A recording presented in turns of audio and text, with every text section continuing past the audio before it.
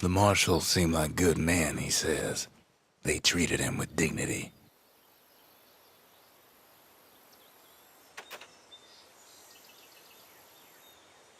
Zolf brought his antique smoking pipe all the way from the terminals.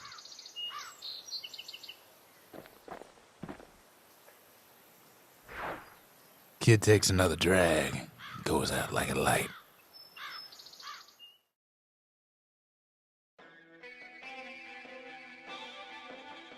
Ever tell you how the kid got himself wrapped up in this mess to begin with?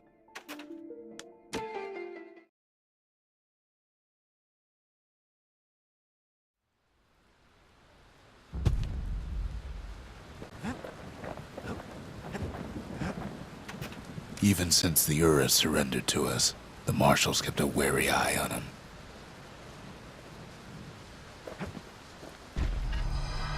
Zolf's travels ain't much compared to what the kids had to go through for all this.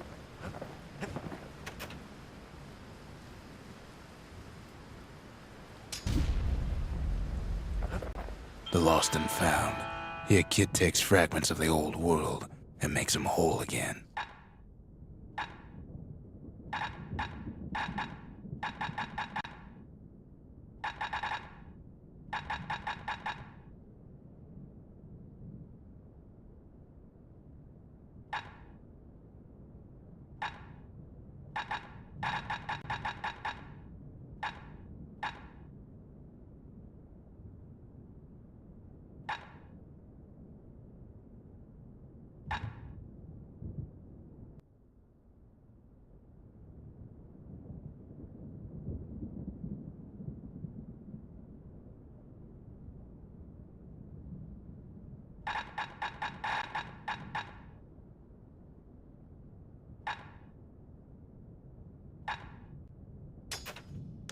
All it takes is some fragments, and the Bastion makes it good as new.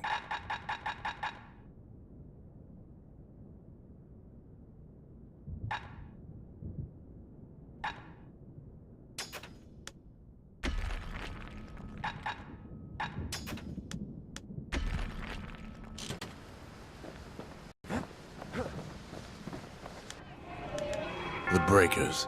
Ain't no one could outrun them. Or their arrows. The marshals kept the city's peace. They can rest easy now.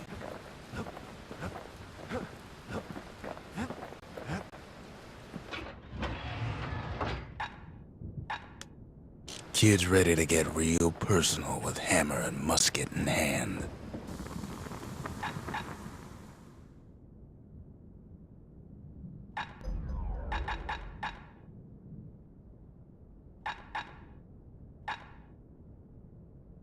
You want to tune a scrap musket, you start with the barrel.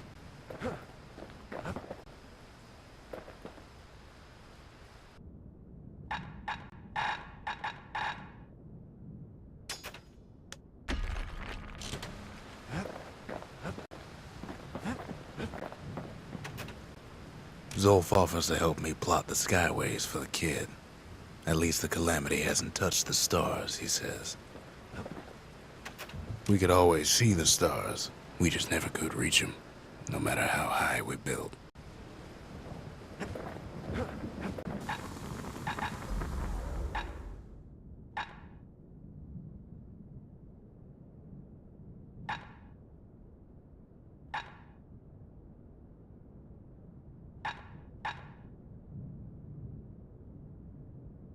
Ain't never letting go of his old friend with a sturdy grip like that.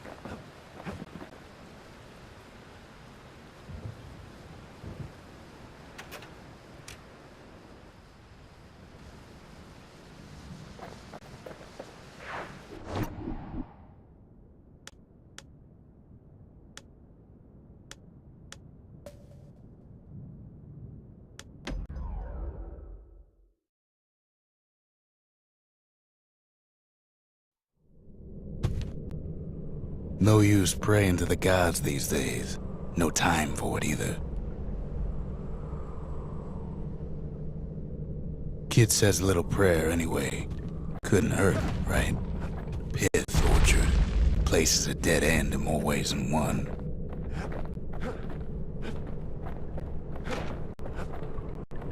Folks used to make pilgrimage here to pay their respects to Pith, the bull.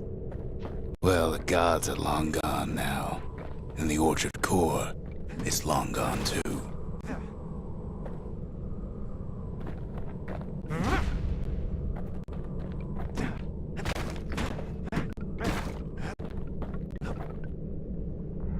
The gods don't care about trinkets, but the kid ain't no god.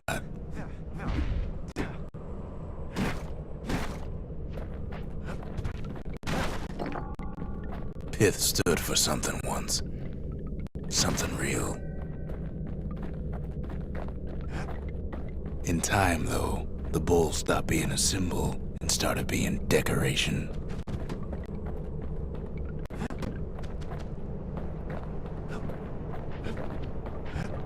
Pith makes a decent scarecrow, at least.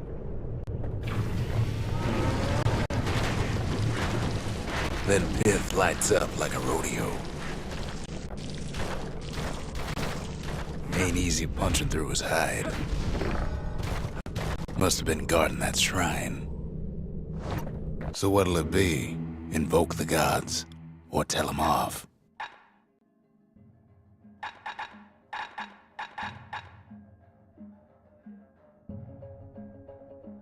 Pith.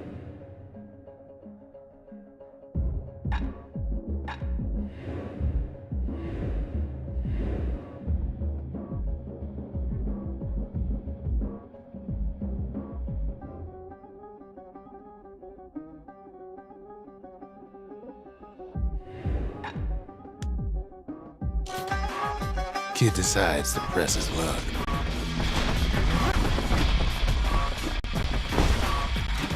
Well, if the gods are alive, they must be plenty sore.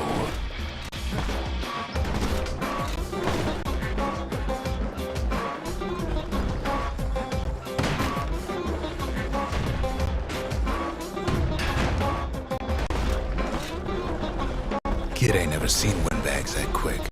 Maybe old Pith put a scare in him.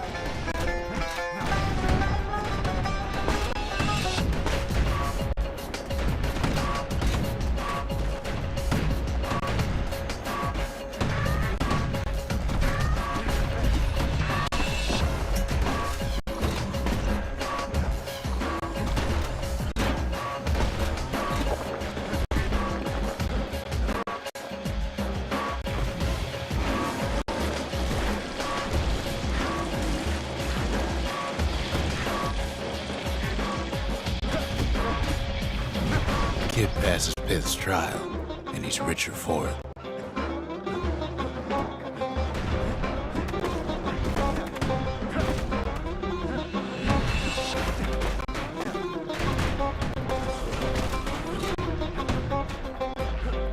Kid ain't found a core, but at least he found Zolf's precious shrine.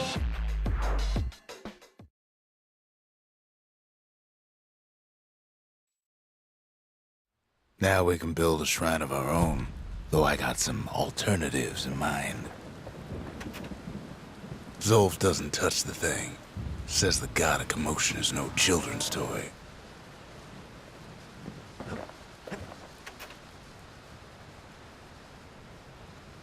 The Ura feared the gods. We turned them into toys, put their faces on our walls.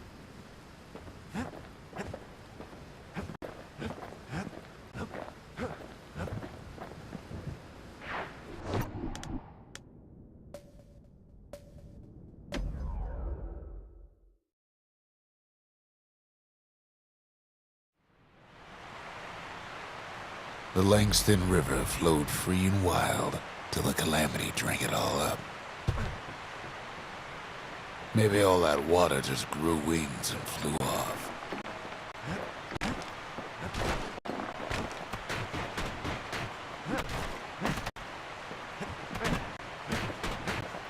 Riverbank swarming with windbags.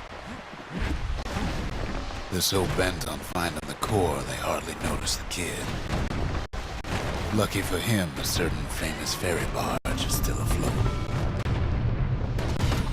She sends some squirts crying home as she leaves port. Maybe Nelly knows the way to the core. Maybe she can slip right past all the clamor on the coast. Or maybe not.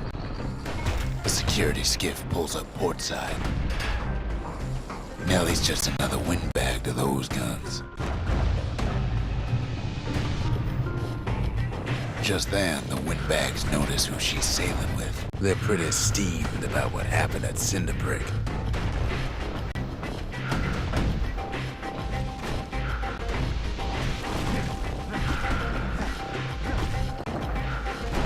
They try to cut her off.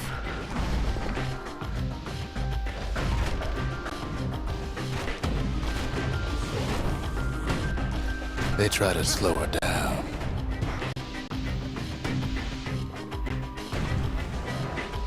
They try to knock her out.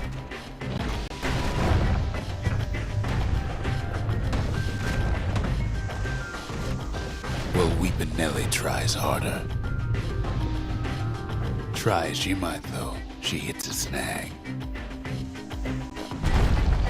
Kids gotta help her get untangled. Favors for favors.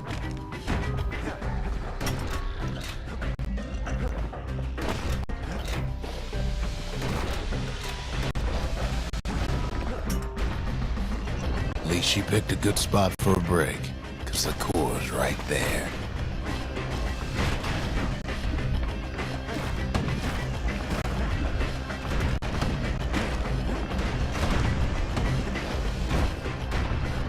Then the kid hears an unusual sound, like 100 flapping wings. They had their own eyes on the core. But why? Well, kid ain't got time to think it over just yet. He finds Weepin' Nelly raring to go. Turns out she's got a special surprise for when the waters get rough. She's gonna need a little help with all them peckers. Traffic things think they're king of the roost now. Rest of us only wish we could fly in times like these.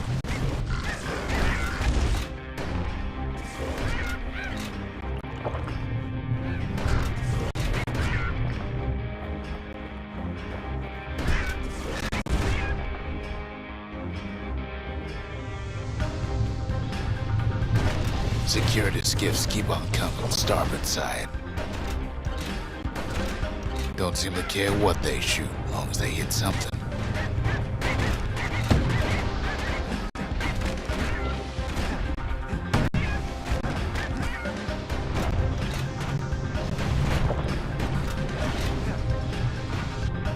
Windbags get an even better idea.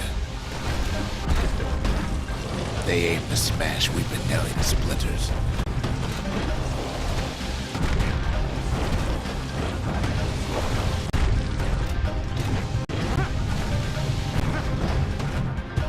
Well, it all proves too much for poor Nelly.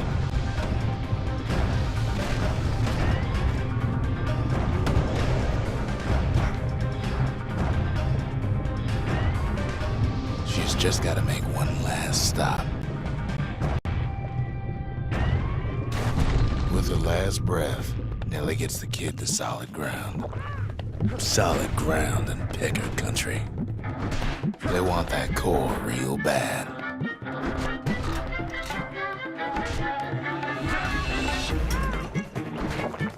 Might be they want it just as bad as a kid.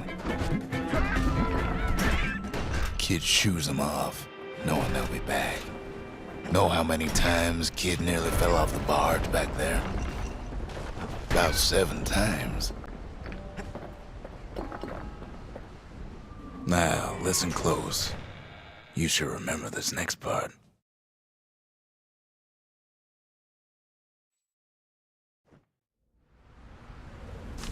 Why go to Prosper Bluff?